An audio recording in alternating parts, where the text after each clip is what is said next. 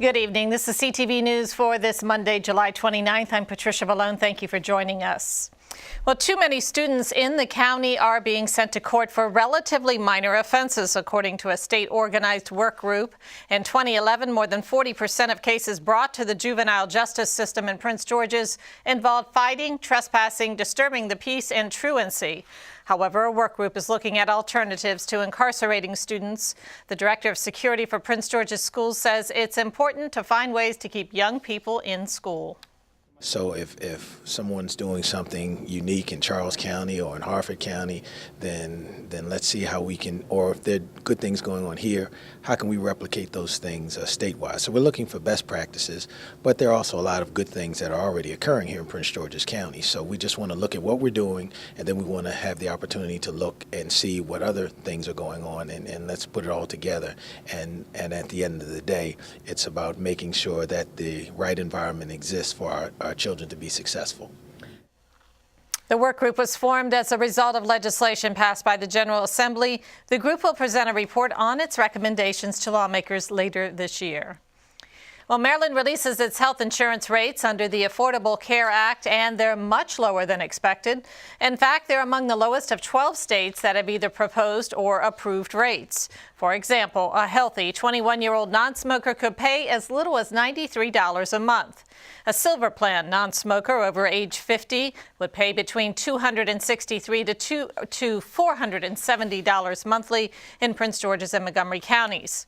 An analysis also estimates that 3 out of 4 Maryland residents will be eligible for tax credits to reduce the cost of coverage. The sale of plans begins October 1st, with coverage beginning January 1st, 2014. A nationwide operation that targets underage prostitution recovers just over 100 children. Operation Cross Country is run by the FBI's Criminal Investigation Division. Officials report that 150 pimps have been arrested and charged. That includes 3 from Baltimore.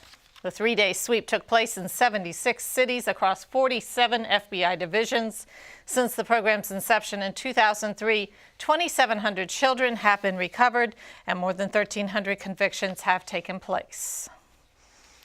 Well, work is underway to remove the controversial quote off of Martin Luther King Jr.'s memorial site. Crews spent last week putting up the scaffolding and making other preparations for repairs. Critics have complained that paraphrasing of the drum major quote took King's words out of context.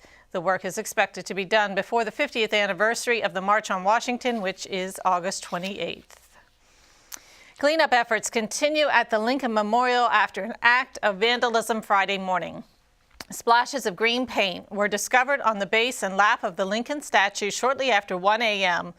The National Treasure was temporarily closed as crews tried to power wash the statue with a special cleaning solution. Investigators have surveillance video from the scene and are now seeking a person of interest. Meanwhile, the statue of Joseph Henry, located just outside of the Smithsonian, was found with green paint on the front and back of its pedestal. That incident was reported just this morning. Park police are investigating if both cases are related.